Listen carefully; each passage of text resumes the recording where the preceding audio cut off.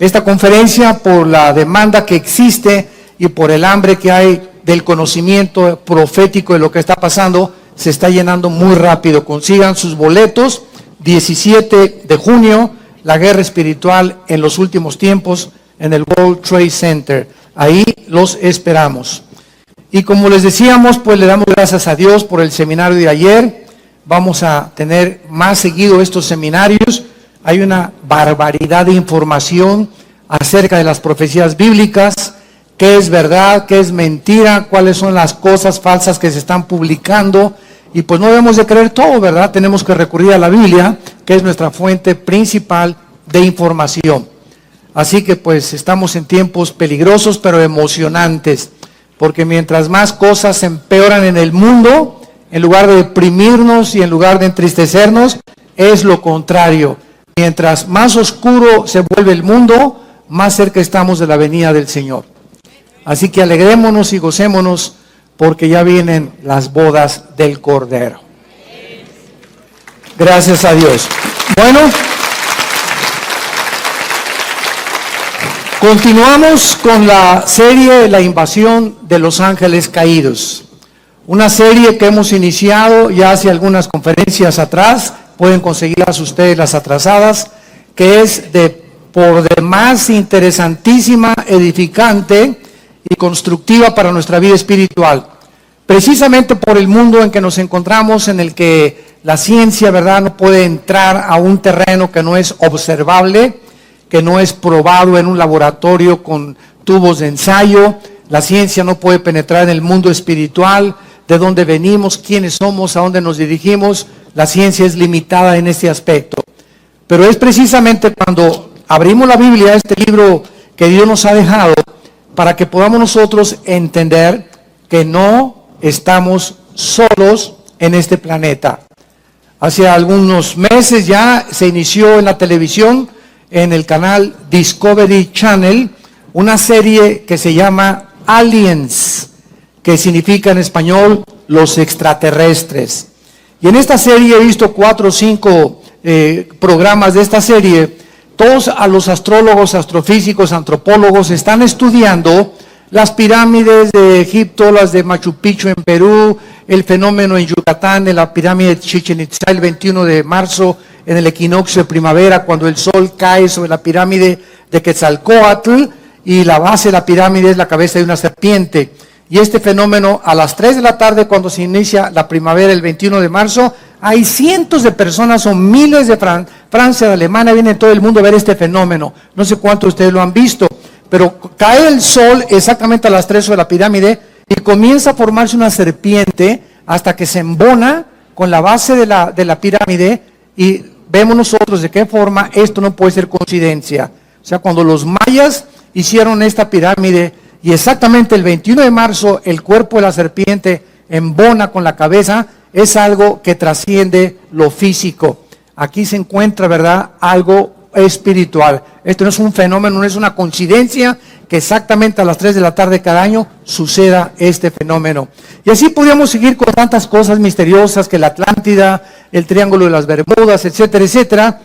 Y esta serie que les comentaba de los aliens o los extraterrestres, todos estos científicos que aparecen en esta serie, la puedes conseguir tú por internet, Discovery Channel, se llama Los Aliens. Todos los antropólogos, sociólogos, hasta psiquiatras han intervenido ahí, ingenieros, arquitectos, todos han coincidido en que todas estas construcciones megalíticas no fueron hechas por seres humanos. Y por eso se llama la serie Aliens o los extraterrestres. Entonces ellos han llegado a una conclusión de que nosotros fuimos visitados por extraterrestres en el pasado, que les comunicaron estos conocimientos a los mayas, a los egipcios en el Perú, y que todas estas construcciones y cosas se hicieron en diferentes partes geográficas, pero al mismo tiempo coinciden en que tienen el mismo tipo de construcción y los mismos jeroglíficos o los mismos impresiones o grabaciones en las piedras y en lo que se dejaron, para que podamos nosotros entender que no fue coincidencia, sino que aquí hubo una mente maestra. en la que se difundió en el planeta Tierra como si alguien hubiera venido realmente y hubiera querido dejar sus huellas para que supiéramos que ellos existen. Y esto es para nuestro propio beneficio. Muy bien. Lo que ellos llaman extraterrestres es correcto, porque cuando abrimos la Biblia confirma, de eso se trata esta serie desde que la comenzamos, a investigar qué nos revela la Biblia del mundo invisible y de las entidades espirituales que poblan el universo que nos rodea. Entonces, sí es verdad que fuimos visitados por extraterrestres. También es verdad que antes de que Adán y Eva fueran colocados en el huerto del Edén, antes de nosotros, este planeta ya estuvo habitado. Pero por favor, entendámoslo. Yo jamás he enseñado que estuvo habitado por humanos, sino por los ángeles caídos de Satanás. Lucifer y sus ángeles ya existían antes de nosotros. Cuando Adán y Eva fueron puestos en el huerto, ya Satanás era un querubín caído.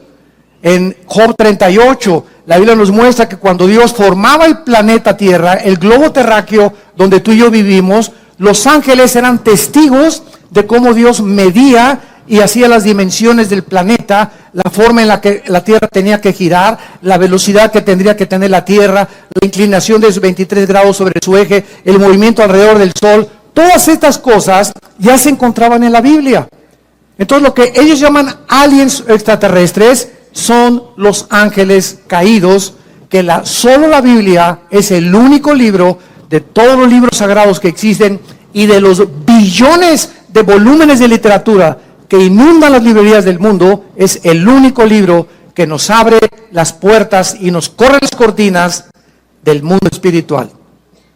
Y esto es lo interesante, lo maravilloso, que a nosotros, dice el libro de Efesios capítulo 1, Dios le ha agradado a nosotros, a su familia, revelarnos el conocimiento de su voluntad. Qué increíble, qué privilegio tenemos como hijos e hijas de Dios, de saber que podemos conocer los misterios donde la ciencia no puede entrar y donde el mundo se encuentra ahorita. ¿Y qué pasó con esos misiles? ¿Y será la tercera guerra mundial? ¿Y en qué momento de la historia nos encontramos? Guerras y rumores de guerras. ¿En qué época exactamente Jesús dijo que Él venía? ¿Qué señales hay de la venida de Cristo? ¿Cómo se va a continuar desarrollando geopolíticamente el Medio Oriente y Europa? Todas estas preguntas las contesta la Biblia. Gracias a Dios. ¿Para qué? Para que no estemos en tinieblas, para que no se nos apodere de nosotros el temor, para que no estemos confusos ni estresados. Al contrario, Jesús dijo, he aquí, se los digo todo, para que cuando suceda no tengan miedo. Entonces todo lo que pasa, Jesús lo dijo. Y esto, Jesús lo dijo, aquí está con anticipación. Y esto nos habla que hay alguien detrás de la historia, controlando la historia. Y el mensaje es, no tengan miedo, mi paz les dejo, shalom. Mi paz les doy, tranquilos.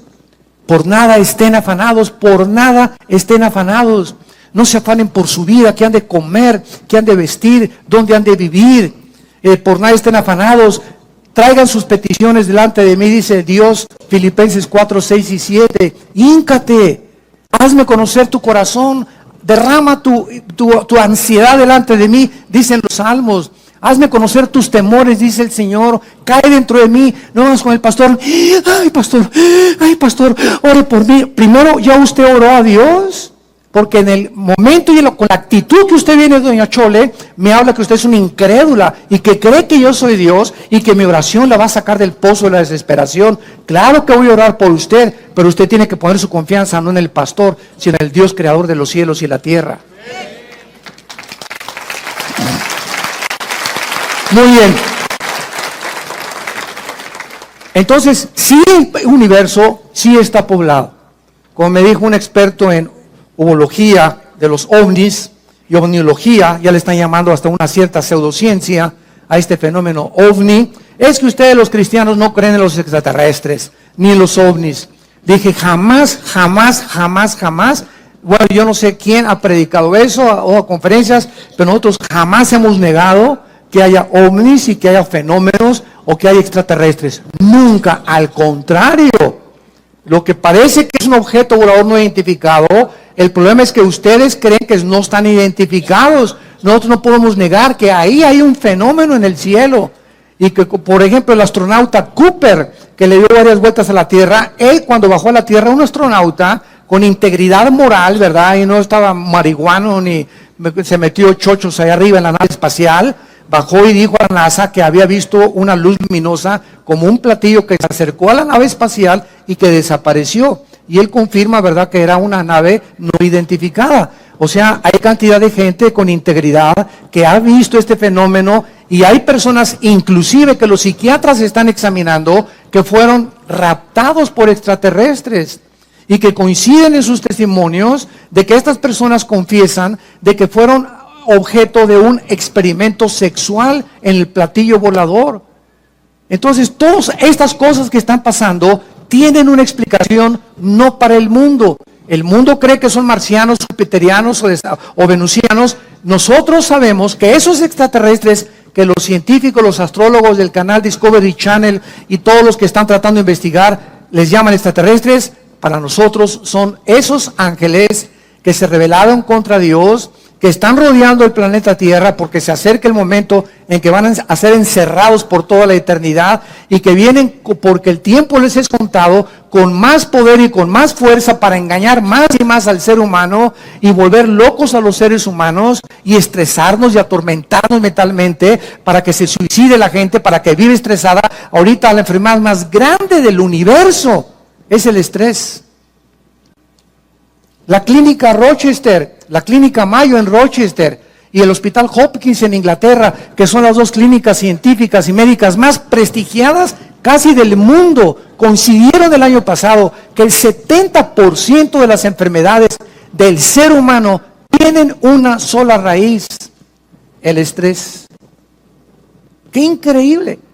Ese estado de tensión en el que vives, ese estado, como decía mi esposa, de te levantas y el enojo y ese odio y ese rencor que no has podido extirpar de tu corazón, ese temor hacia el futuro, esa ansiedad, y si se muere mi esposo y no tengo seguro social, y si me quitan la casa estas cosas, y si se muere mi hijo, y si pasa esto y si pasa aquello.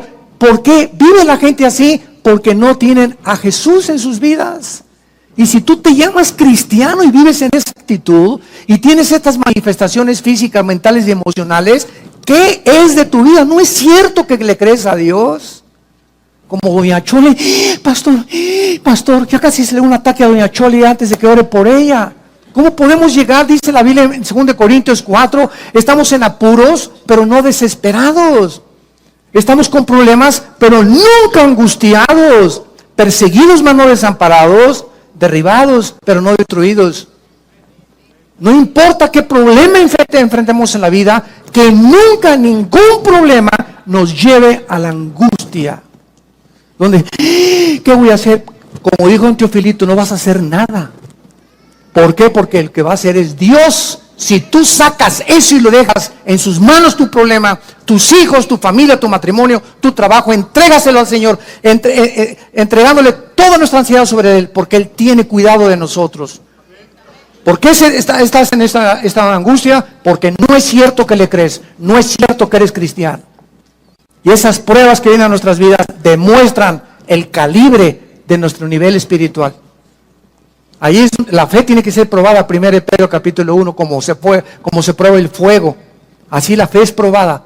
Y Dios permite pruebas en nosotros de fuego muchas veces, como dice 2 Pedro, no se extrañen por el fuego extraño que os ha sobrevenido. Al contrario, ahí está demostrándose de qué calibre estás hecho. Ahí se va a demostrar si realmente crees y confías en Dios. Porque ¿qué es la fe? Confiar en Dios ante lo desconocido. Confiar en Dios ante lo que no entendemos. Confiar en Dios en que aunque vea yo una nube negra, hay un rayo de luz que va a atravesar. ¿Y quién va a abrir esa ventana? Mi fe. Mi confianza en Dios va a hacer que desaparezca esa nube y yo pueda atravesar y pueda pasar. Como dice Isaías, aunque pases por las aguas no te ahogarás y por el fuego no te quemarás. Por cuanto a mí has puesto tu confianza, Salmo 91, yo también te libraré. Te pondré tus pies sobre la roca y te demostraré mi salvación. pero sin fe es imposible agradar a Dios. El tema de esta tarde es la diferencia entre los ángeles y los demonios. Este es el tema de esta conferencia y de esta serie, la invasión de los ángeles caídos. En los últimos años, muchos investigadores, como estamos relatando del fenómeno OVNI, han trazado paralelos. Y estoy hablando de personas como Jacques Vallée.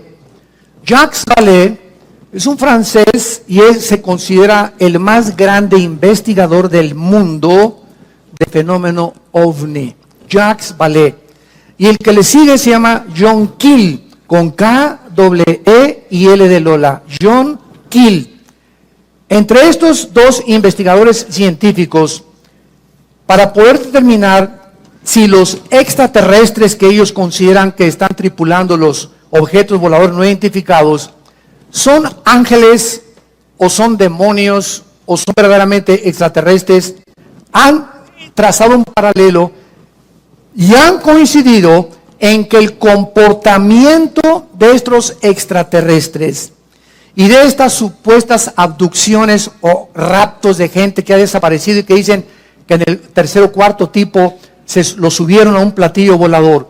Estos investigadores han coincidido en que el comportamiento de estos supuestos extraterrestres o manifestaciones demoníacas de la gente son un paralelo tremendo con las entidades espirituales que la Biblia les llama ángeles y demonios. Veamos, por ejemplo, en Apocalipsis, rápidamente, Apocalipsis capítulo 12, que la Biblia nos revela en el versículo 3 y 4, que cuando Lucifer, el querubín, protector del santuario de Dios, se rebeló, fue la primera criatura en el universo creada en rebelarse contra el Creador, arrastró a una tercera parte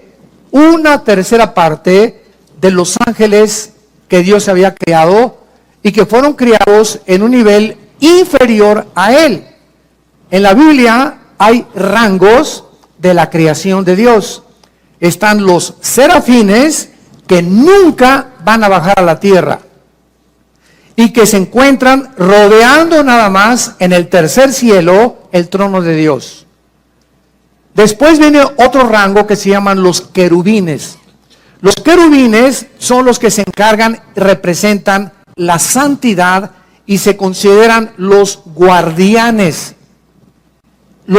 Síganme con mucho cuidado, los guardianes de la santidad de Dios. Podríamos preguntarnos, porque en Ezequiel capítulo 28 se le nombra a Lucifer el querubín protector. Y yo hace mucho tiempo me preguntaba, Señor, tú creaste los serafines que están a tu alrededor, que están santo, santo, santo, todo el tiempo, ¿verdad? Reflejando la gloria de Dios. Y luego los querubines, ¿de qué te tenían que proteger los querubines? ¿Por qué se llama a Lucifer el querubín protector en Ezequiel 28 del trono de Dios? ¿Por qué se dice que Satanás o Lucifer? Porque Satanás es un título, nada más significa, si lo quieres apuntar, adversario. Satán en el hebreo es adversario o enemigo. Cualquiera que sea enemigo de Dios es un Satán.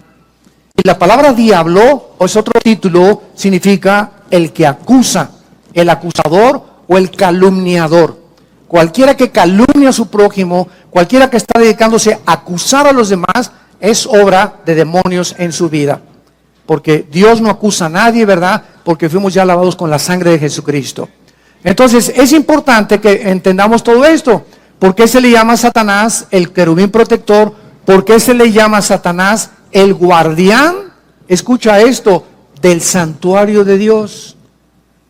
Es interesante que las piedras preciosas que en Ezequiel 28 formaban el vestido de Lucifer, Luzbel, se me estaba olvidando decirles, Lucifer, que es el nombre verdadero de él, de este querubín, que ahora le llamamos diablo y Satanás, y dragón o la serpiente antigua, o la bestia después que se va a manifestar en el anticristo. Este querubín protector estaba vestido con puras piedras preciosas, diamantes, esmeraldas, carbunclo, etcétera, etcétera, y son las mismas piedras preciosas que Dios diseñó para el sumo sacerdote en el libro del Éxodo, en el tabernáculo. Y son las piedras preciosas que aparecen también al final de la Biblia en la Nueva Jerusalén. Entonces, esto nos habla que el Lucifer era el guardián de la santidad de Dios, el que cuidaba el santuario de Dios, el que dirigía la alabanza del universo a Dios, y era el sumo sacerdote. Escuchen lo que les estoy diciendo, era el sumo sacerdote del santuario de Dios en el universo. Y todo ese patrón que existe en la Biblia de un santuario y de que Dios siempre ha tenido cuando creó a sus criaturas, ese patrón y ese proyecto, Dios le dijo a Moisés: Moisés, estos son los planos del tabernáculo que vas a construir. Yo soy el que diseñé y hazlo conforme a todo lo que te estoy diciendo. Y lo que Moisés hizo en el tabernáculo, un atrio, un lugar santo, un lugar santísimo, es exactamente el templo que continúa existiendo en el tercer cielo. Ahora, esto es interesante porque en el libro del Apocalipsis encontramos a Juan que dice: y se abrió el cielo y vi las almas debajo del altar. Apocalipsis capítulo 6. Y se abrió el templo de Dios y salieron truenos y relámpagos.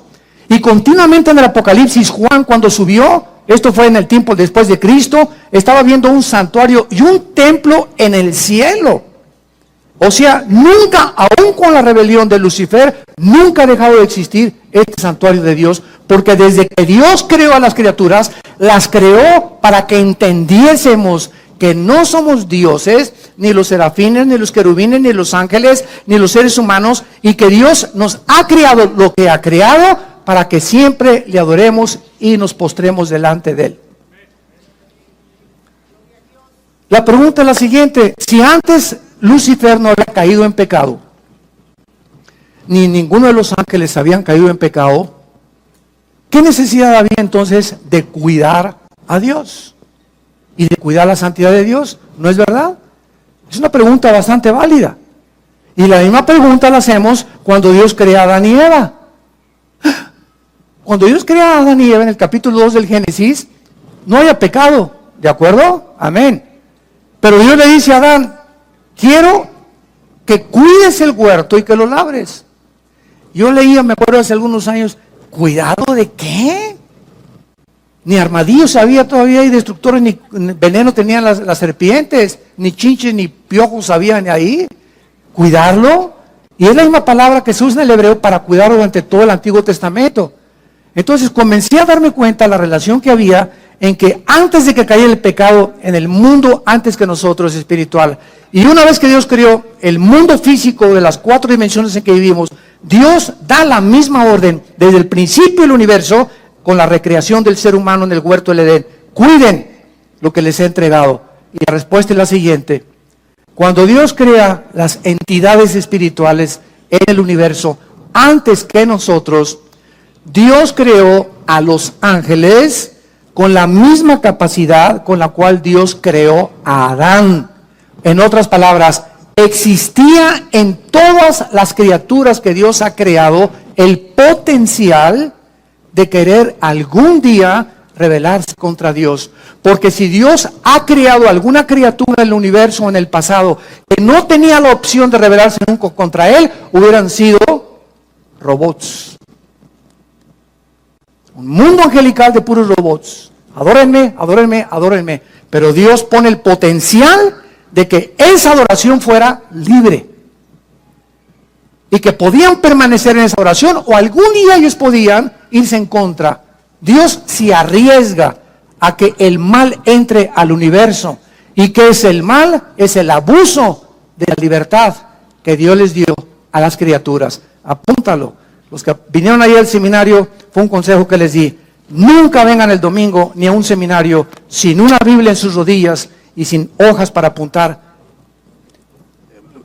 oraciones y conceptos y reflexiones y pensamientos que estamos desarrollando en las conferencias.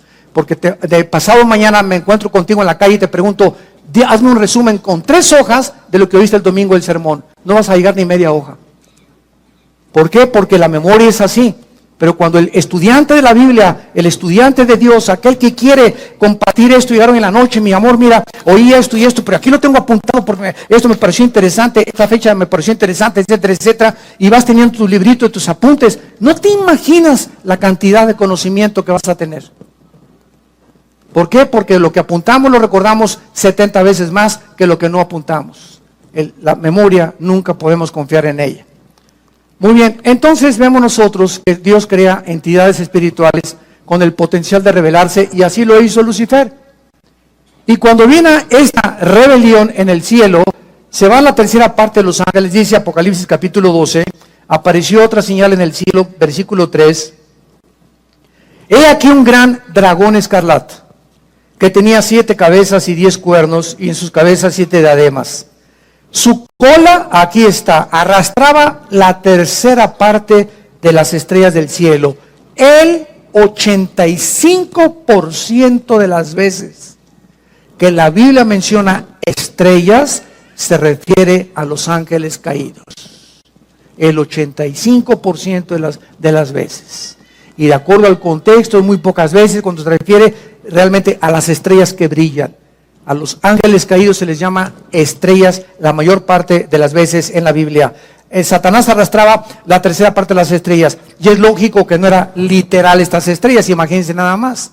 ¿A dónde las va a arrastrar, verdad? Se descompondría la gravitación del universo si Satanás hubiera jalado las estrellas literales. Y dice la Biblia, y el dragón se paró frente a la mujer que estaba para dar a luz a fin de devorar a su hijo. Muy bien, entonces aquí encontramos en el Antiguo Testamento de qué forma los ángeles caídos se rebelan contra Dios, ahora son enviados a este planeta, y en Deuteronomio capítulo 32, Dios les asigna a estos ángeles caídos un nombre. Y uno de los nombres que Dios les asigna a estos ángeles caídos es uno de los títulos, no nombres, títulos de Yahweh. Yahweh es su nombre. Elohim no es su nombre. La palabra Elohim, al terminar en im en el hebreo, implica plural. Entonces cuando oímos Elohim, es un título que se le da a Dios, pero también Elohim se aplica en el Antiguo Testamento a los gobernantes y a los ángeles caídos. Cuando Satanás tentó a Eva, en Génesis capítulo 3, Satanás le dijo a Dios, porque serás como Dios, se tradujo Dios singular, pero la palabra hebrea es, serán como los dioses. Apúntalo en Génesis 3, es Elohim, cuando Dios, capítulo 3 de Génesis, serás como Dios, serán como los dioses, dice en el original hebreo. En otras palabras, en 2 Corintios 4:4, se le llama a Lucifer el Dios de este mundo. Entonces, el mismo diablo lleva el nombre de Elohim. Entonces, Elohim no habla de nada más que de una poder, una autoridad que tienen ciertas criaturas o entidades espirituales en el cielo. Por eso Satanás le dijo a Adán y Eva, serán como los Elohim, o sea, como todos los dioses o todas las criaturas poderosas que poblan el universo. Pero hay un solo Dios vivo y verdadero. Shema Israel, Adonai Elohim, Adonai Echad, dice Deuteronomio capítulo 6, que es el dicho de todos los rabinos judíos. Shema Israel, Adonai Elohim, Adonai Echad.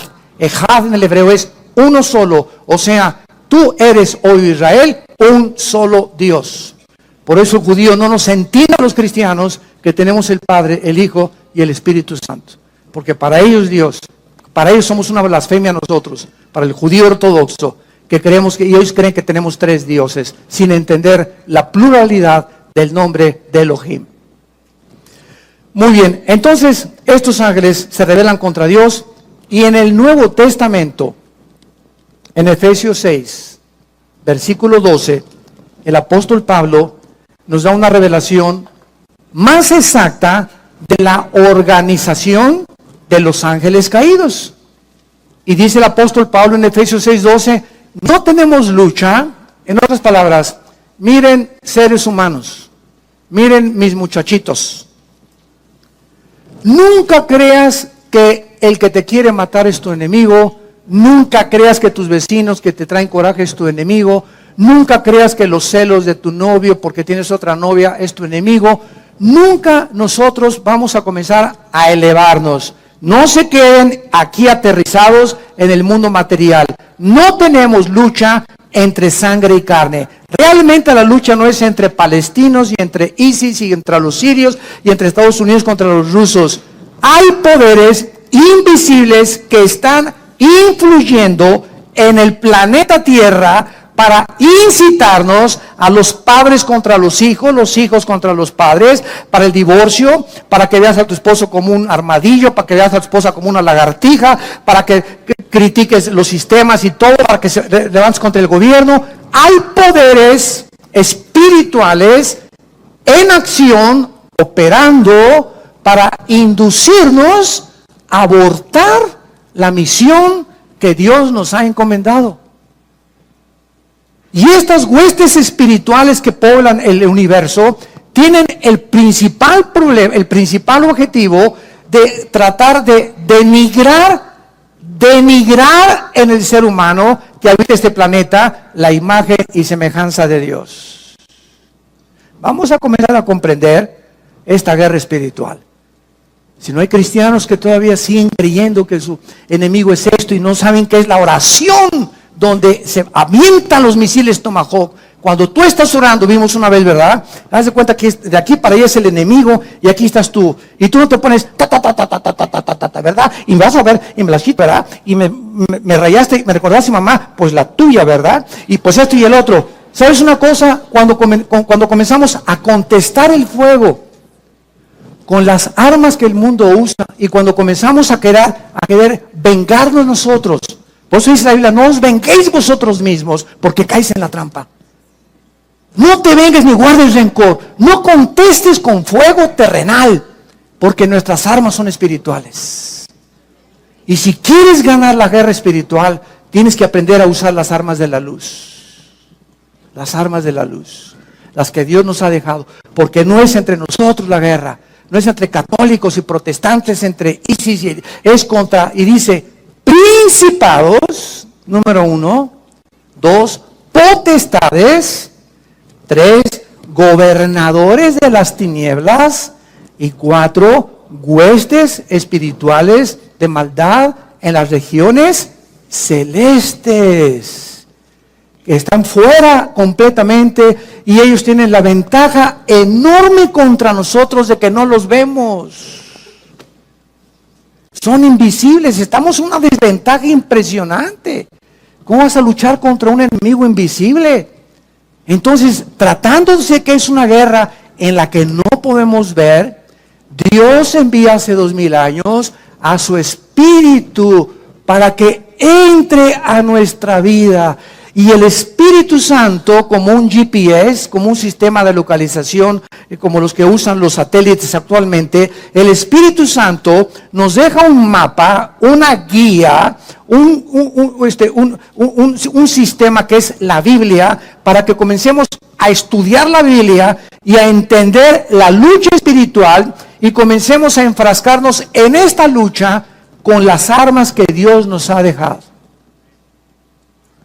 Porque si tú comienzas a tratar de vengarte de tu suegra, de tu suegro, de tu padre, guardarle rencor, porque me violó mi papá, me violó mi tío, o me robó o hace 4 fui traicionado por un hijo mío, fui traicionado por mis socios en mi compañía. Estamos en un mundo donde todos nos van a algún día traicionar, nos vamos a desilusionar, estamos heridos todos emocionalmente, todos hemos sido lastimados, todos hemos sufrido cosas en el mundo. Para eso está la cruz.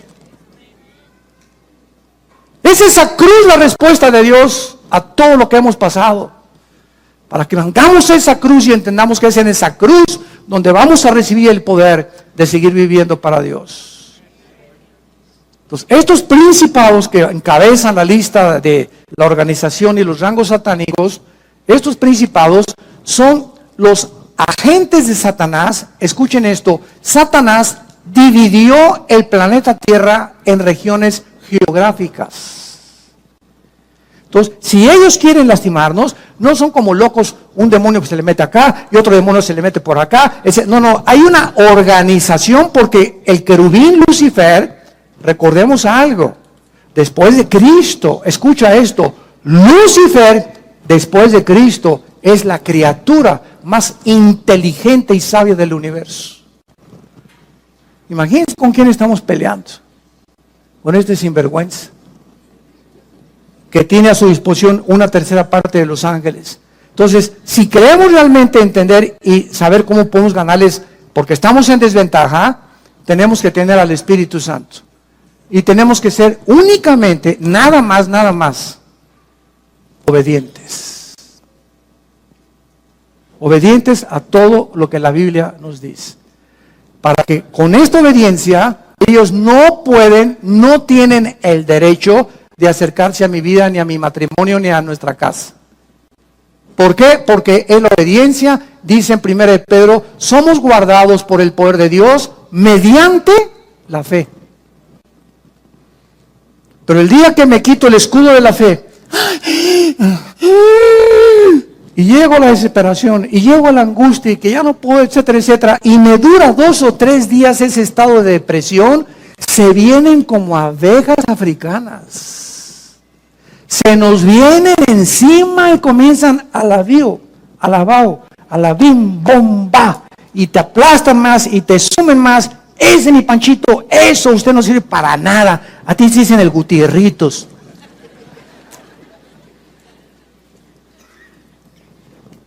Cualquier ser humano que permita un estado de depresión, estamos hablando de cristianos, porque el mundo es su manera normal de vivir. Cualquier persona que se llame cristiano y permita 2 o 3 días de depresión o 4 días, o cualquier cristiano que ya tenga 3 o 4 días o 1 o 2 meses que no perdonas a tu hermano, a doña Chole que se robó tus tamales, aquel que te hizo un problema y que te hirió y te lastimó, a tu amiga en el colegio que te dijo que tenías cara de gallina sarnosa. No podemos los cristianos darnos el lujo de guardar rencor contra nadie. Todos los pastores, ayer le decía a un pastor, ¿verdad?, que nos visitó, me platicaba que acaba, pues que tenían una división en un estado aquí de México, y le dije, mira, todos los pastores, todos, no hay ninguna excepción, tenemos forzosamente algún día que ser traicionados, calumniados y perseguidos.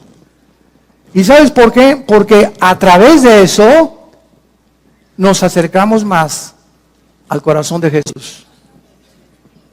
Para identificarnos más con el despreciado y desechado entre los hombres, varón de dolores, experimentado en quebranto. Entonces todo eso forma parte del ministerio. Dije, no se desanimen, forma parte del ministerio. Que nos lastimen, que nos calumnien, no te amargues. Es el único consejo que te doy. No te amargues, no guardes rencor. Nosotros hemos sufrido muchos tipos de estas cosas. Este viernes pasado que llegamos, mi esposa y yo, fui a desayunar con mi hermano Alejandro, el que es director del ITI. Fuimos a desayunar ahí en Toluca. Y hace muchos años un grupo de personas, ¿verdad?, ahí en Toluca, ¿verdad?, que no se imaginan todo lo que dijeron contra nosotros. Y bueno, nos colgaron así como en un tendedero horrible. Y yo siempre les he dicho a los pastores y a todos, el secreto es perdonarlos y no guardar rencor. Pues estábamos desayunando mi hermano y yo hace como 2 o 3 días, y pues nos encontramos un grupo de este personal, ¿verdad?, que pues tuvieron dificultades con nosotros, y lo primero que hicimos nosotros fue, y nos encantó, después lo comentamos mi hermano y yo, ¿cómo están? ¿Qué tal? Bendiciones todos, ¿verdad? Y estaban así un poco asombrados de que tuviéramos esa actitud nosotros. Entonces, cuando te enfrentas a tus enemigos que te han lastimado, que te han hecho algo, y tú no tienes nada contra ellos en tu corazón, ¿sabes una cosa? Eres libre. Eres libre. Pero mientras tengas algo contra alguien, es como un cordón umbilical que lo tienes, y vas a Acapulco, y ahí traes el odio, ahí lo traes detrás de ti. Y donde quiera que vas, ahí lo traes, así lo puedo representar. Así lo vi espiritualmente hace un tiempo. Y el momento que lo perdonas, cortas ese, y ya, mientras, ¿por qué me voy a estar acordando de lo que me hice hace 3 meses? Que tengo unas cosas más interesantes que pensar. Pensar más positivamente, como decía mi esposa hace un ratito, llenarnos de pensamientos positivos, levantarnos en la mañana, Espíritu Santo, a la alegría, ven alegría, qué lindo sol, y no estar con los pensamientos, lo que me hiciste. cómo nos envenena el rencor y la amargura. Entonces, los principados están encargados de las naciones. Apúntalo. Venimos a Daniel capítulo 10. Veamos todo esto bíblicamente para entender la guerra espiritual, y vamos a acabar entendiendo, ¿verdad?, que hasta con los ovnis vas a soñar. Pero ya vas a saber quiénes son. Dice en Daniel capítulo 10, esto fue escrito hace 2000, apúntalo, 600 años. Ahí en el libro de Daniel, en el primer capítulo pone junto a Daniel, hace 2600 años se escribió el libro de Daniel. O sea, 600 años antes de Cristo. Y en el capítulo 10, este libro es uno de los pocos libros en la Biblia que nos revelan y nos corren las cortinas de la guerra espiritual. Es precioso el libro de Daniel. Ya lo vimos todo versículo por versículo. Daniel estaba muy preocupado en el tiempo de los persas, o sea, los iraníes. Acordémonos que hasta 1935, el nombre que aparece en la Biblia como Persia es el Irán del siglo XX.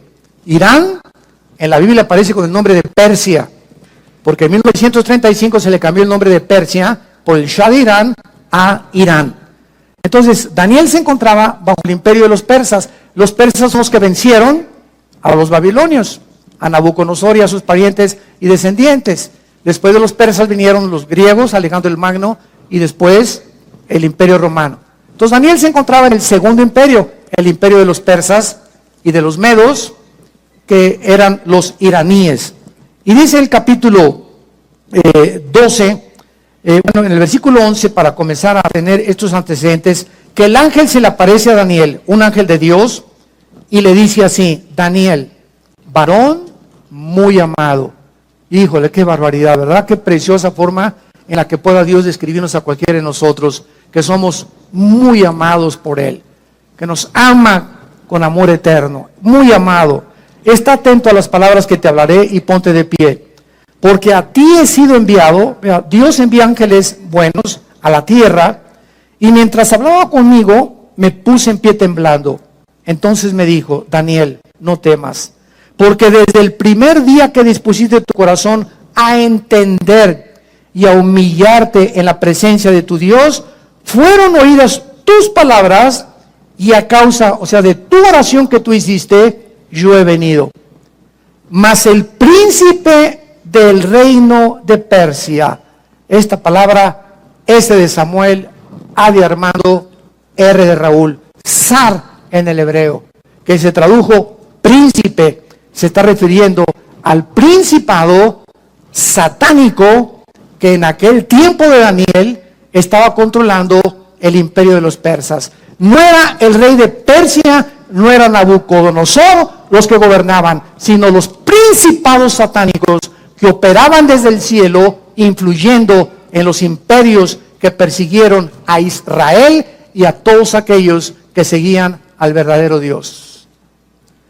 El príncipe del reino de Persia se me opuso durante 21 días, pero Miguel, que es el arcángel de Dios, bueno, uno de los principales príncipes, vino para ayudarme y quedé con los reyes de Persia. Vean lo que pasó. Daniel está orando, así comienza el capítulo 10, Señor, acabo de leer a tu profeta Jeremías, donde dice que ya el exilio se va a terminar y esto vamos a tener nosotros más bendiciones, etcétera, etcétera. Y entonces Dios, vean esto, Dios manda un ángel al planeta Tierra. Y ahí viene el ángel de Dios. Y de repente un principado satánico, porque ellos operan de la atmósfera hacia abajo. Dicen en Efesios capítulo 2 que Satanás se llama el príncipe de la potestad del aire. La palabra aire es aer, atmósfera. O sea, ellos operan de la atmósfera abajo. No tienen que haber nada en la luna ni en Marte. Su área de operación es el aire. Entonces, ahí viene el ángel. Y entonces lo interrumpe y se le cruza un ángel de Satanás al ángel de Dios. Y entonces se enlaza el ángel de Dios y el ángel de Satanás en una guerra, porque el ángel de Satanás, el principado de Satanás, quería impedir que el ángel de Dios le trajera el mensaje de Dios y que Daniel no oyera ni recibiera las instrucciones de Dios. Ellos se oponen a que tengamos una brújula y que sepamos qué es lo que Dios tiene para nosotros. Y van a hacer todo lo posible para impedir que tú llegues a tu destino. Para abortar tu destino, para abortar nuestra misión. E interrumpir las instrucciones de Dios y escramblear todas. Es como, por ejemplo, en Estados Unidos tú vas manejando y hay radares. En Texas está permitido. Entonces, hay policías que se ponen con sus pistolas, aquí también ya los hay en las carreteras, los federales, ¿verdad? Y entonces vienen los carros y te comienzan a escramblear así, etcétera, etcétera, y marca inmediatamente la placa y la velocidad a la que vienes. Pero estos radares los vuelven locos. Yo tengo uno. Porque está permitido, ¿verdad? Y es de lo que no me aprovecho para pasarme más de 70 millas, ¿no? Pero sí sirven de vez en cuando. La neta.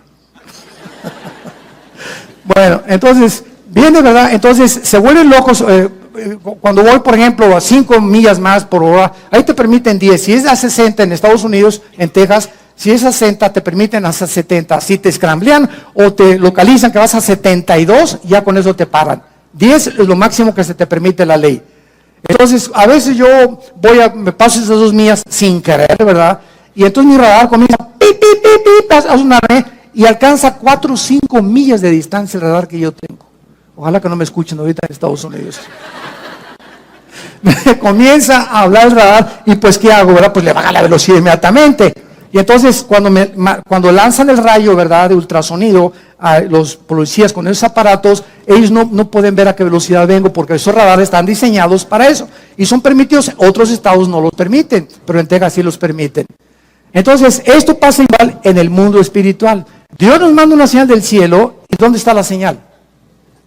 Acá. Dios va a hacer lo imposible para que tú dejes de leer la Biblia, para que no te contactes con Dios en las mañanas, para que pasen 4 o 5 días y nada más los domingos vengas aquí a oír un mensaje, y de lunes a viernes has vivido sin brújula, has tomado decisiones sin la dirección del Espíritu Santo, en la energía de la carne y no en la energía del Espíritu de Dios. Porque el día que nos desconectamos de las instrucciones de Dios, comenzamos nosotros a perder el camino. ¿Quién es sabio en su propia opinión? No seas sabio en tu propia opinión, dice Proverbios capítulo 3. Entonces comienzas a entender que es imprescindible estar conectados con este libro. No podemos separarnos de las instrucciones de Dios, porque vienen los demonios a confundirnos. Entonces aquí está el ángel en el cielo, con el ángel de Dios, y se enfrasca en una lucha, y esto siempre me ha impactado.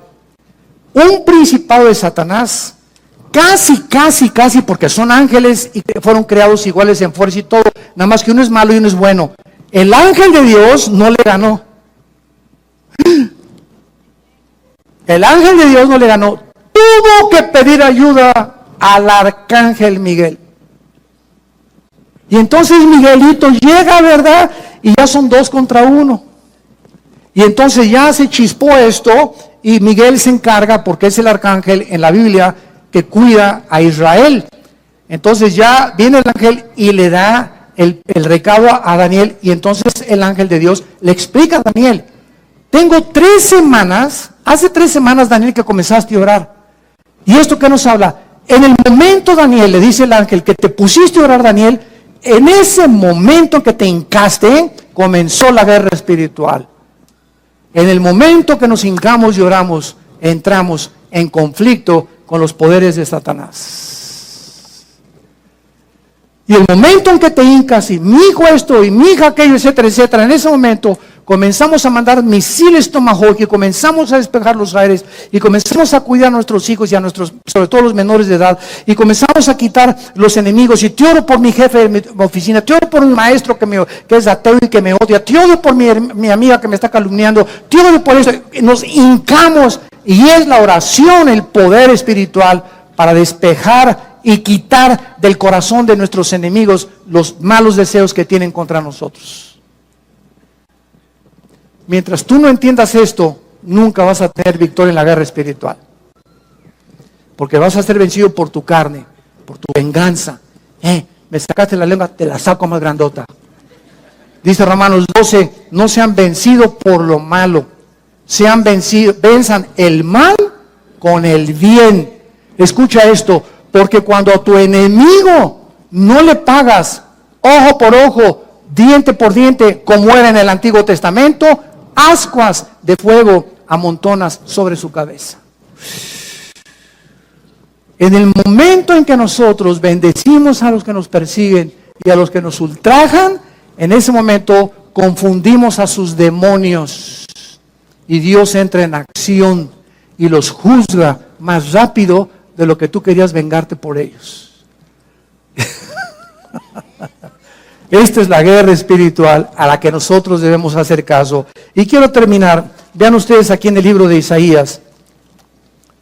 En el libro de Isaías, esto es maravilloso, y dice Isaías 41,